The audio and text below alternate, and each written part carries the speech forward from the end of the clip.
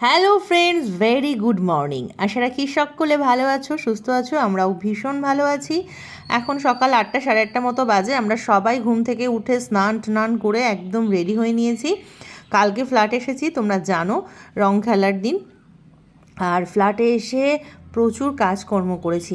এত ধুলো জমেছিল, যেহেতু অনেক দিন বাদে এসেছি, তো আমি আর পম শুধু ঝাড়পোছ করে গেছি। চেয়ারের উপরেও ধুলো, যেখানে হাত দিই সেখানে ধুলো। তো পুরো জল ঢেলে সারা ঘরবাড়ি পরিষ্কার করেছি কালকে সারাক্ষণ। তারপর ঘুম থেকে উঠে আজকে রেডি হয়ে আমরা কালকে ফ্ল্যাটে এসেছি, এখন যাচ্ছি বেলুড়ে সবাই মিলে। চলো, খুব মজা। আমরা আজকে ঘুরতে যাচ্ছি। পম বলেছিল এখান থেকে 8টা 10-এর ট্রেন ধরবে, কিন্তু বেরোতে বেরোতে আমাদের 8:30 বেজেই গেছে। আমরা একটু সবসময় আধ ঘন্টা লেটে চলি, পম যা বলে তার থেকে আমাদের আরও দেরি হয় বেরোতে। কি আর করা যাবে। তো এখন আমরা দাঁড়িয়ে আছি দমদমে। আমি আর সোনু লেডিসে চলে এসেছি, লেডিস ট্রেন ধরে।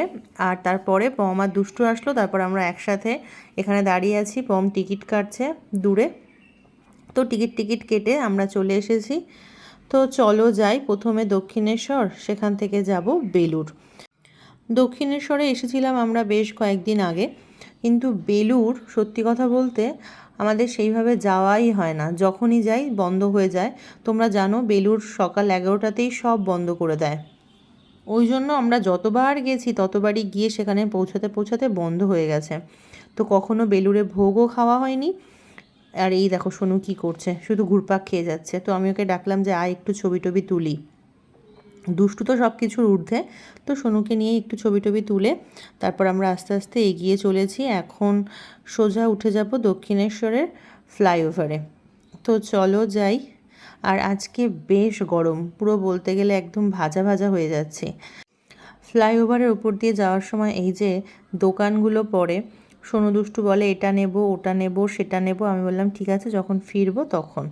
এই যে দোকানগুলো পরপর দেখো। সোনু বলেছে ব্রেসলেট নেব, আর দুষ্টু কী জানি কী বলেছে। তাই বললাম ফেরার সময় হবে, এখন চলো।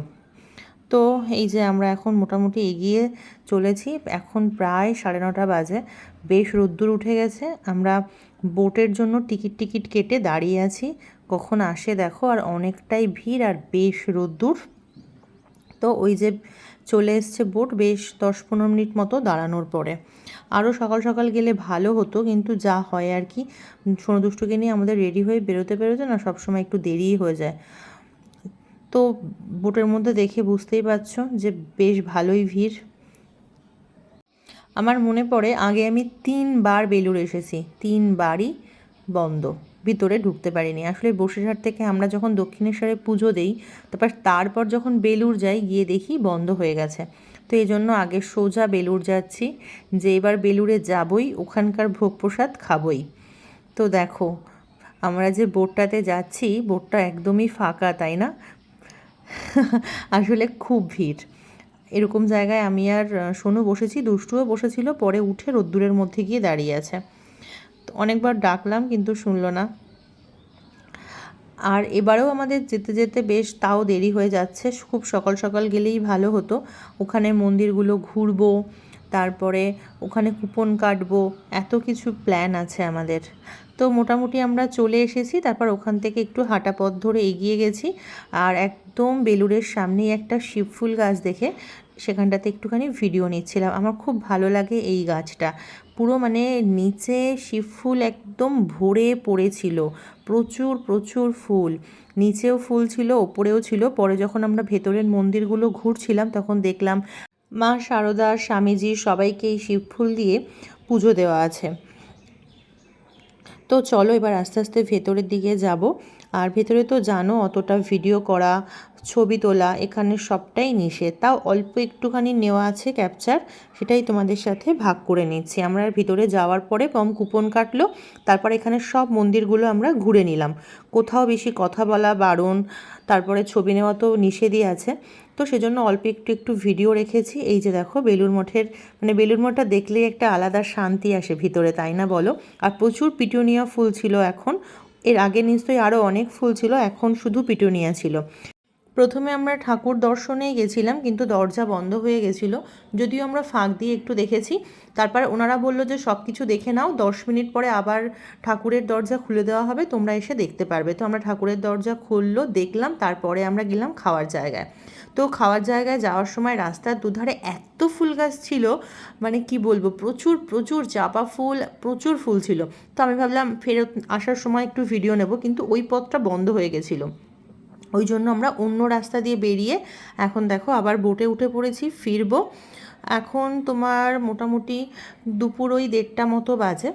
অনেকক্ষণ ওয়েট করেছিলাম আমরা বোটের জন্য। আর দুষ্টু দেখো এখানে কি করছে। সোনু ক্লান্ত হয়ে গেছে, আর সোনু অনেকটা হেঁটে পায়ে একটা ফোসকা পড়েছে, সেই জন্য ওর আর কিছু ভালো লাগছে না। আসলে বিভিন্ন রকম জুতো পরে মাঝে মাঝে, আর আজকের জুতোটা একটু বেশিক্ষণ পরা হয়েছে, ওই জন্য পায়ে ফোসকা পড়ে গেছে। এই যে আমরা চলে এসেছি ঘাটের কাছাকাছি, মা ভবতারিণী ঘাট। এখান থেকেই আজকে দূর থেকে মাকে প্রণাম করলাম, আবার খুব শীঘ্রই আসবো, দক্ষিণেশ্বরে পুজো দিয়ে যাব। আজকে আর সত্যি হলো না মাকে দর্শন করা। পম বারবারই বলছিল যে আরও সকাল সকাল না বেরোলে হয় না, কিন্তু কি করব, সোনুদুষ্টুকে নিয়ে না হয় না, ওরা সহজে সকালবেলায় উঠতেই চায় না। তো এখন আমরা চলে এসেছি মেট্রোতে। মেট্রোটা বেশ ফাঁকা ছিল, খুব আনন্দে বসে বসে যাচ্ছে সোনুদুষ্টু। আর হ্যাঁ, দুষ্টু ওই বলটা নিয়েছে, সোনু একটা ব্রেসলেট কিনেছে, এই সমস্ত টুকিটাকি যা হয় বাচ্চারা বেরোলে। তো চলো আজকের মতো টাটা, তোমরা খুব ভালো থেকো, সুস্থ থেকো।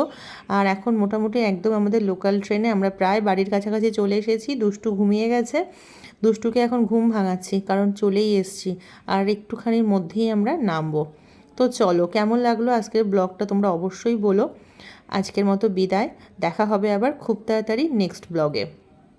আর দুষ্টুর ঘুম ভাঙছে না বলে চোখে মুখে একটুখানি জল দিচ্ছি। বাইরেটা দেখো কি সুন্দর, পুরো সবুজ আর সবুজ। আর এই ট্রেনটাও বেশ ফাঁকা ছিল। তো চলো আজকের মতো আসি, টাটা, গুড বাই।